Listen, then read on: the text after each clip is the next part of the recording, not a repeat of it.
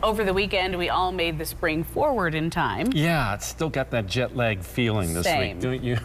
But that change to daylight saving time isn't felt equally across the country. Meteorologist Rebecca Schold explains in this week's Weather Wise segment. The time change is here. We've all felt the effects. We've heard about the history of change, benefit of more daylight versus health and accident risks. But before you say you like or don't like the twice-a-year clock flip, let's take a more practical view at what it really looks like across the nation so we can better understand why one standard time hasn't been implemented. For starters, cities closer to the equator stay more steady on sunrise and sunset throughout the year.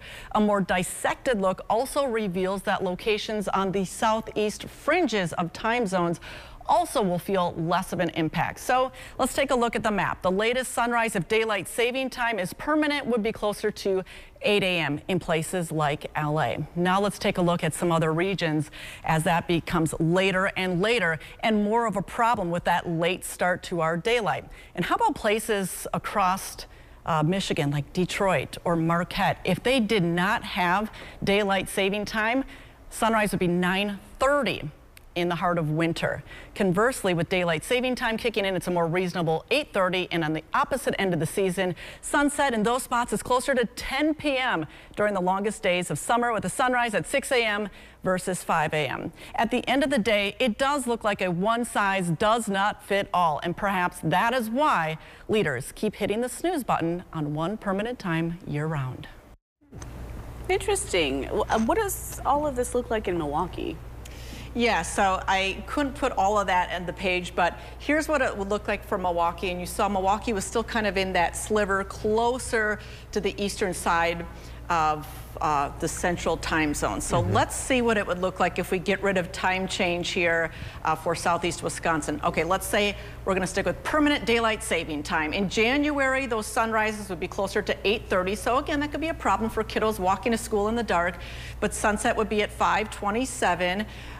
But by contrast, in June, we would have a sunrise of about 5:11 in the morning for the longest days of summer, and sunset would be at 8:34. And a lot of us do like that later sunset in the summer. But if we stuck with just standard time, in winter, that sunrise would be 7:23 in the morning. Okay, so that's pretty good. Sunset's early, though, and we all feel that, 4:27.